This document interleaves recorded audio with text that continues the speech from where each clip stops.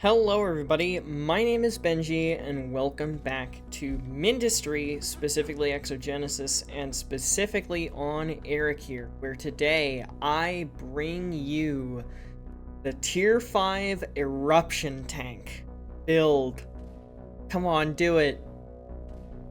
I thought I timed this perfectly. There it is. Look at this monstrosity, and I thought that the Tier 4 tanks were large. Let's go take a look at the database for this guy, because I guarantee it's ridiculous. 50,000 health. It fires once every 2 seconds. However, it has double pierce, 800 damage. This thing is ridiculously good.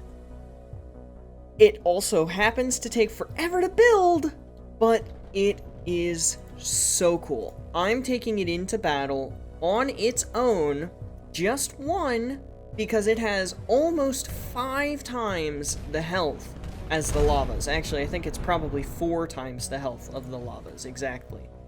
Because the lavas have 14,000, so it would be pretty close to 4 times as much if it's got 50k health. Oh my gosh.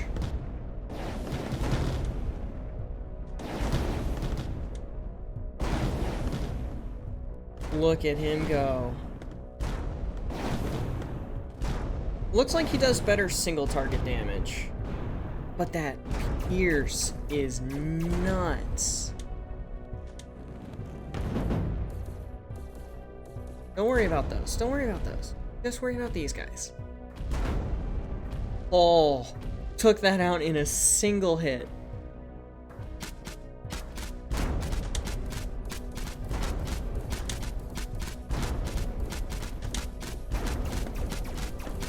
I've got to watch his health pretty carefully here just to make sure. Alright, yeah, no, he's not going to be able to do it on his lonesome. That's alright. That's alright. He can't do it alone. He's going to need some more help. He's going to need some more help. I'm not going to wait for any more of them to spawn in and be constructed. However, what I am going to do is I'm just going to let him heal up.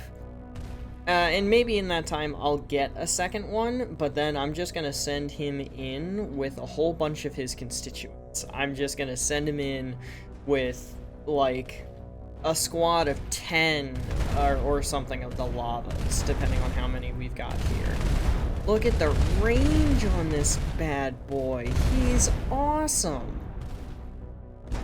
I'm so happy with this. I am so pleased with this. And overall, I don't really think that it's that overpowered in general, because of the fact that the Tier 5 tanks for the Erekir base units, while not accessible at this specific, like, stage of the game, are pretty much the same in terms of their health and their damage, special actions, and all the things.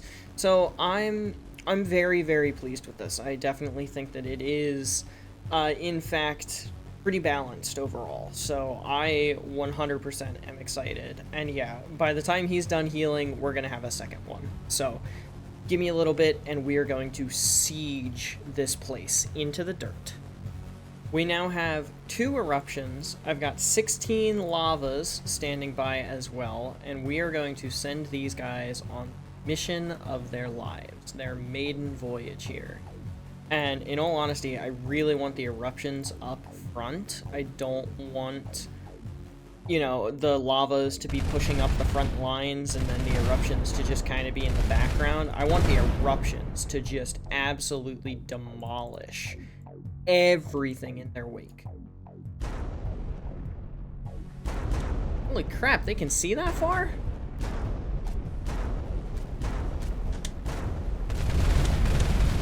I guess the answer is yes, they can. They can, in fact, see that far. Get the supplement.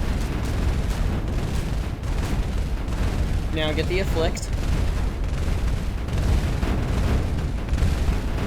Alright, it's only half health even. It's not even that damaged, it's only half health. I was like, that one's blinking really fast. No, it's only half health, man. Grab the core. Boom. That is one core down.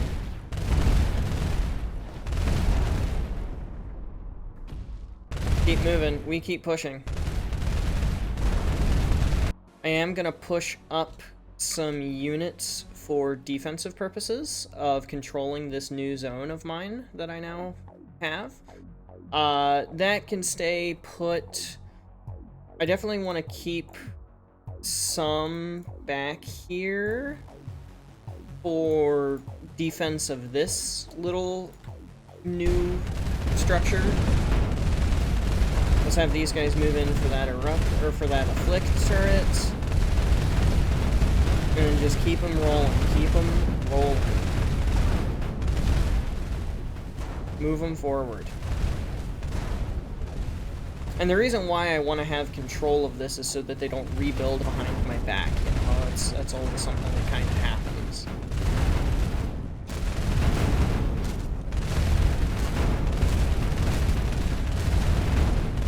Nope, nope, your Arcosite is gone. No more power for you. Holy cow, these guys are just nuts, man. They're nuts! Look at them go!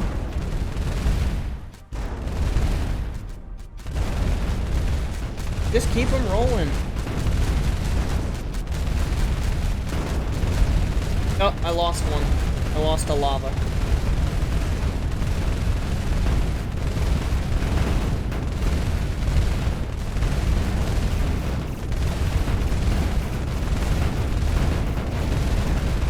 Oh my gosh. Alright, pull back, pull back, pull back, pull back, pull back, pull back. Pull it back, pull it back, pull it back. Oh, okay. That was intense. Intense. I'm gonna let the two eruptions kind of stay here and hold the path. And I'm gonna give them... I'll give them some from the healthy pool. I'm gonna give them a little bit of support from some of the healthy lavas that I have here. And then what I'm gonna do now is I'm going to go on ahead and set up basically just like a tiny healing zone here. And probably not much else, in all honesty. Pretty much just healing. So that I can have these guys kind of healing on the spot and be okay with that.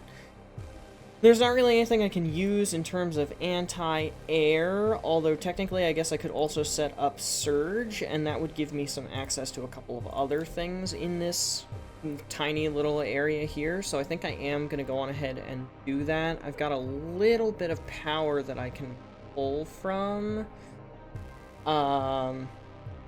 Not much overall, but I think it should be enough to kind of operate things here. So give me just a little bit to set all this up, get some surge flowing, get some healing going as well. These guys are very damaged. And I'll be back momentarily. Yeah, see you in a second. Now we have 3 of them. And I do have Surge online. It didn't take me too long. I did have to connect into the main grid, though. Oh, wow. No, we could have 4 of them. We could have 4 of them. Let's do that. Let's have 4 of them. Oh my gosh, they're leading a huge counter assault right now. Right when I put up the speed a whole bunch, so that their movement isn't, you know, just super slow. I don't even know what the heck it's firing at right now. So now we have 4 eruptions and 20 lavas.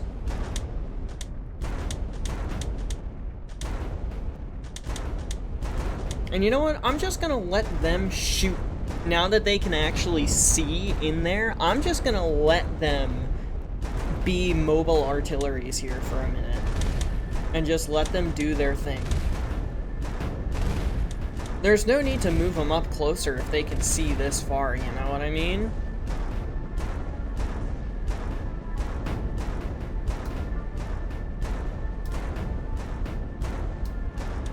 Target the sublimate.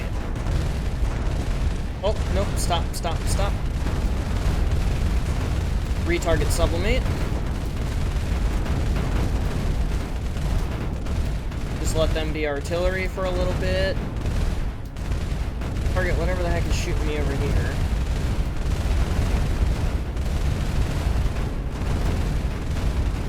Move up, because I know that there's an afflict right there.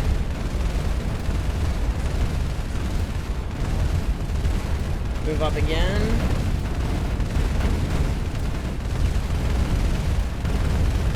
Take down that. Take down the sublimates. 4. Kaboom. Very nice. Alright, now let's just go on ahead and wrap around. Grab that. Look at all of the damage. Oh my gosh. There's probably still some self-sustaining systems that are creating units that are just kind of around, so I'm gonna go on ahead and scout out all of those. We're just gonna listen to the rolling thunder as it all goes. You know, I think the game volume's a little loud. Let's bump that down just a bit more. There we go. That's probably good. Holy cow, it's so big back here. I didn't think they'd have this much territory, man. Like, seriously, look at them all. Let's go on ahead and get some defense back on the wall. I didn't realize that I had moved literally all of my units away from the center points of defense here. Looks like a lot of this got caught in the core blast. Yeah, it's already going away.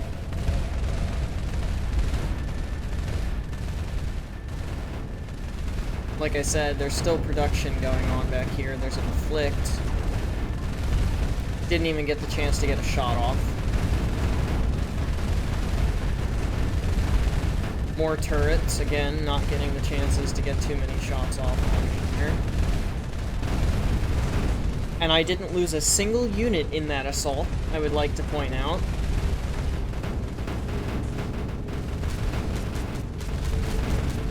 We're assaulting the wall from behind, so they have no structural defense here.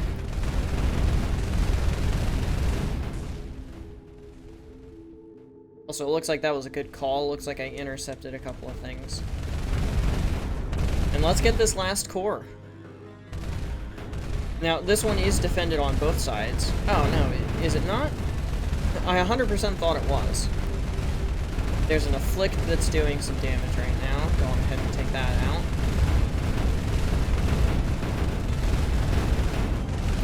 Continue to move over.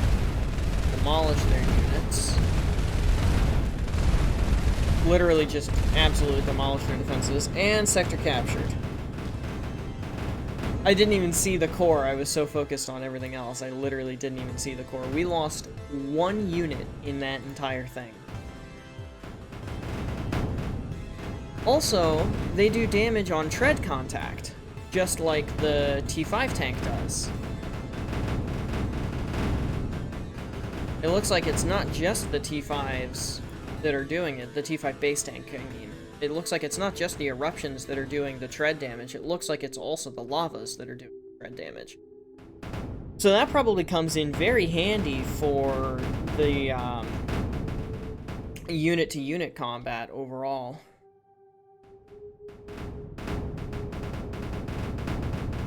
This place is huge. I always forget how big of a map this place is overall. And you know what? Let's go on ahead, just select a lucky few to just go on a maiden voyage all the way down here. And they'll probably encounter some things along their way that they'll end up taking out. So now we can finally take a look at the research. And first of all, I want to mention that there was an added building called the Upgraded Constructor, which builds all of the available 2x2 blocks. And the reason why that was added into the mod, according to the mod dev, is that the constructors here can only do the default units, which are like the reinforced containers, for some reason the beam node, and then the large walls, so that they could be sent, you know, via the payload mass driver over here. But the T5 modded tank requires those upgraded walls, the modded walls. And so the upgraded constructor can literally build any of the 2x2 structures. And it looks like also...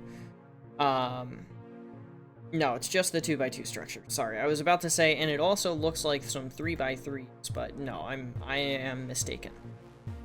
So they can build literally everything here, and that's how I was able to do the large Primordium iron walls and actually get eruptions to craft in the first place. And let me tell you, that worked like a charm. In terms of other research, we have the large deconstructor, which I'm not really too worried about overall. The shockwave tower, which I think is new. I don't think this was a thing in my Erekir unmodded playthrough. Damages and destroys enemy projectiles within a radius. It destroys, or it requires cyanogen. So this is super nice. Cyanogen is a little bit hard to come by because of the fact that it is arcosite and graphite and heat. So you need arcosite availability, and then the heat, I mean, you could use electric heaters, but it's already kind of beefy in that regard anyway. But the cyanogen is, you know, it's harder to come by, but this does look pretty nice overall. This would be really good against those long-range missile turrets that we've had to deal with there. But overall, not, you know, entirely necessary. The Scathe, which is the long-range missile unit, which we took out one of. And then, of course, the Vanquish, which is the Tier 4 unmodded tank. And then the Core Acropolis, which is just more storage, more of all of the things. In terms of modded stuff that's new right now, I don't think we really have anything, but I definitely want to check out the T4, T5, and apparently T6 mechs at some point soon. Now, the issue with that is the module tier 2 requires surge, so I'm going to have surge whenever I do go for this. And then also it looks like this requires thorium and then a ton of Primordium iron and all things, so that's just something that we're really going to have to sort of look out for. But that's definitely something I want to do on the next attack zone, is check out the upgraded versions of the mechs. I think that would be super cool. For now, Crossroads is a thing, and then there's more things later. Where's Basin? Basin. I was notified that they fixed this issue, so now we do have this unit. Oh, hey, buddy, holy cow. That looks pretty nice. That looks pretty nice. The Solar Vanquisher is what we currently have. I don't know what some of this stuff is. I feel like some of this is on Serpulo, and that kind of goes along with the whole copper, lead, coal, titanium, that kind of stuff, which is, you know, on Serpulo, not on Erekir. And then erbium, ceratomite, stellar steel. I feel like that's all stuff that's not on here. However, 360 damage per second with pierce and armor piercing? That's pretty nice! Not to mention the build speed. The 185% build speed is super nice. Look at that fly speed too. Man, that's nice. That's very nice. I'm definitely gonna have to try to use this at some point in like a legitimate assault game, just to see what would happen overall, but that's probably for a bit of a later date. So now comes my least favorite part of everything, And that is actually going through, not the unlocking is fine, but going through the new zone that we just finished capturing and building more production for all of the things. Because we want to have more than just 2,000 storage for our carbide. So I, at the very least, am going to have to do carbide on the new zone that we just captured. But I'm also probably going to have to do... Let's see, we already have graphite, thorium, silica, surge, beryllium, tungsten, oxide... Do we have... Yeah, we have oxide there. So osmium, primordium, iron we already have, vulcanite we already have. So it's pretty much just going to have to be osmium, voltrium, and carbide on the new zone that we just captured that I'm going to have to go through and do. But it's going to be a pain in my butt overall. It's just kind of how that goes. I am going to go back to that zone, though. Stronghold. Not Stronghold. No. Stronghold was a different one. Siege. Split. No. The heck just were we? Were we on Siege? We were on Siege. Alright, cool. So, go back to Siege. Single out these units in the ruins of this decrepit enemy base. And take a screenshot for the thumbnail. And then I'm going to leave it here. So next time we're going to hop into that next zone that just unlocked, Crossroads. Because Crossroads has enemy bases have been establishing in varying terrain. Research different units to adapt. Additionally, some bases are protected by shields. Figure out how they are powered. So that's going to be a very, very, very good excuse for me to go through. Don't destroy all the ruins. You're ruining my screenshot. Oh well. That's going to be a very, very good excuse for me to utilize the different types of units that are available through the mod. So I'm very much looking forward to that. I hope you guys are as well. And I hope you enjoyed the double Mindustry video this week. Planet Crafter got the spotlight for a while. Mindustry's making a comeback as I have more free time this week. So thank you everybody so much for watching. I hope you have enjoyed, but without further ado, adios, sayonara, au revoir, hasta la vista, das vidania, wiedersehen, ciao, and goodbye. Please have yourselves all a fantastic rest of your day. Get some sleep if you need to. Don't forget to stay hydrated. This video is in the bag, and I will see you guys in the next one. Later, y'all.